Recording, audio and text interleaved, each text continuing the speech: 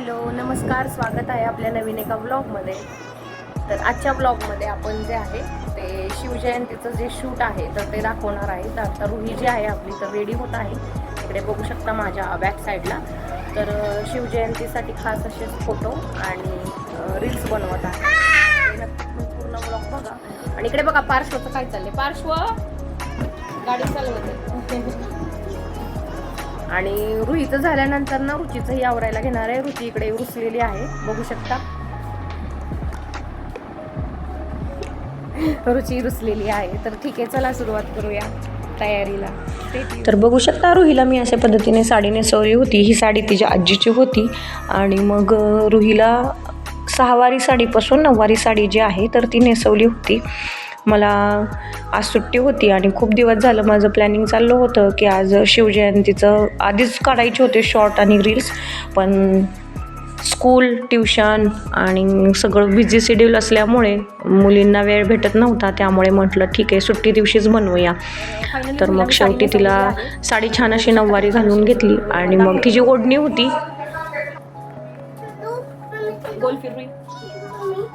तर अशा पद्धतीने मी 6 वारी साडी जी आहे त्याच्यापासून 9 वारी साडी जी आहे तर ती नेसवलेली आहे. साडी मम्मींची आहे. अगदी 2 मिनिटातच ही साडी जी आहे ती नेसवून झालेली आहे. फक्त मध्ये जी आहे ती गाठ मारलेली थोडेसे ह्या साईडला, उजव्या साईडला आपल्या डाव्या साईडला आपल्या थोडासा मी भाग सोडला होता साडीचा. मग मध्ये सेंटरला गाठ मारली आणि दोन्ही पायाच्या मधून घेत थोड्याशा मागे इकडे प्लेट सेट तर पूर्ण आलेलं इथे टक केल्या. आणि हा पण भाग, कारण तिची तब्येत कमी असल्यामुळे थोडंसं इथं 2 निऱ्या आल्या, कारण पदर जो आहे तो खूप लांब होत होता. त्यामुळे मग इथे 2 निऱ्या घेतल्या झाली या पद्धतीने. त्याचा पदर सुद्धा खूप छान असा मोठा आलेला आहे. अशा पद्धतीने हिला साडी नेसवलेली आहे. फुल एकदा रेडी झालं की मी तुम्हाला पूर्ण दाखवते. तर रुचीला मी साडी घालताना दाखवत आहे. तर रुचीचा जो ब्लाऊज आहे तर तो मी ऑनलाईन साडी घेतली होती मिशोवरूनच. मग त्याचा जो शिवला होता, तिला साडी घालून खेळायला खूप लागतं, मग तोच ब्लाऊज आहे तो स्टिच करून घेतला होता. म्हटलं कशावरही तिला मॅचिंग होईल पुढे जाऊन, म्हणून मग थोडासा लूजच मी शिवला होता. आणि मग आपली जी 6 वारी साडी आहे त्याच्यापासून मी तिला साडी नेसवत आहे 9 वारी. तर तिला टाईट असं दोन्ही बाजूला, एक साईडला थोडासा पदर सोडला होता मी आणि मध्ये सेंटरला दोन्हीकडचे बाजू घेऊन अशी या पद्धतीने गाठ मारली होती. गाठ थोडीशी लूजच बांधली कारण तिला टाईट मग सहन होत नाही. तर मग हा जो भाग सोडला होता तर तो मधून मी, आणि मग अशा पद्धतीने मागची बाजू पूर्ण झालेली आहे तयार करून. आणि मग आता पुढं जे आहे तर 2 ते 3 मी निऱ्या घालून घेतल्या, कारण रुचीला जी आहे ती साडी खूप मोठी होत होती.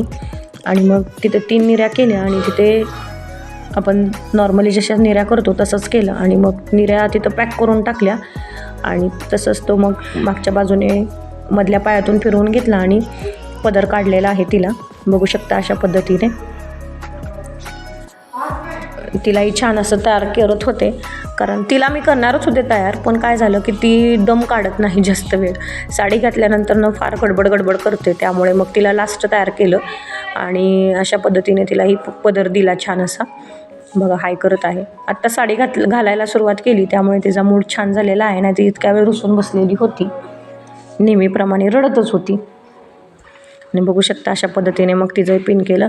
ह्या साडीला जास्तीत जास्त म्हणजे पिना ज्या आहेत त्या खूप कमी लागतात आणि साडी झटकीपट होऊन नेसून तयार होते. त्यामुळे मुलींना गॅदरिंगला किंवा आपणही एखादं जर फंक्शन असेल, फक्त साडी जी आहे आपल्याला जर घालायची असेल मोठ्या लेडीजला, तर थोडीशी साडी जी आहे ब्लाऊज पीस असलेली जर असेल तर मग घालायला निऱ्या किंवा जी पायामध्ये जो घेर आहे तर तो छान असा घोळदार छान असा निघतो. अशा पद्धतीने 6 वार साडीची आपण 9 वार साडी जी आहे ती घालू शकतो. बघू शकता किती छान असं लुक आलेलं आहे. ह्यांचं रेडी करणं म्हणजे काय सोपं नसतं. त्याच्याबरोबर बांगड्या, कानातले, गाड्यातले सेट, हेअर ॲक्सेसरीज, असं बरंच काय सगळ्याचा जुगाड करावा लागतो. आणि मग हे महाराष्ट्रीयन लुक म्हटल्यानंतरून अगदी सगळं ज्वेलरी जी आहे ती परफेक्टच लागते. आणि मग त्यामुळे पूर्ण बेड सगळा गच्च भरला होता की सुचत नव्हतं नक्की कशावरती काय घालू.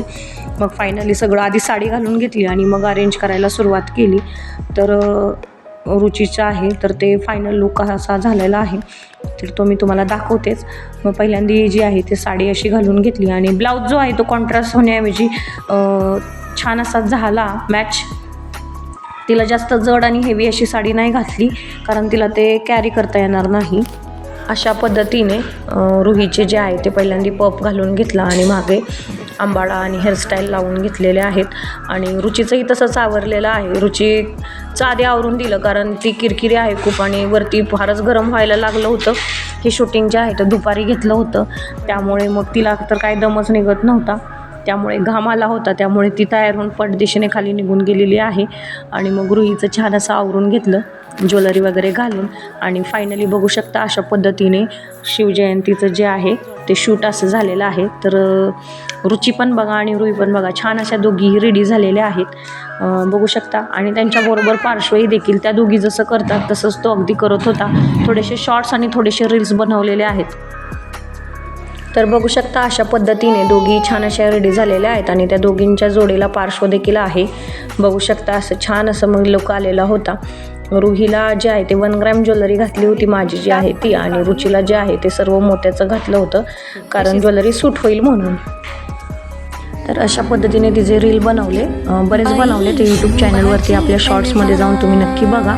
आणि आजचा व्हिडिओ आवडला असेल तर नक्की लाईक, कमेंट आणि शेअर करा. थँक्यू.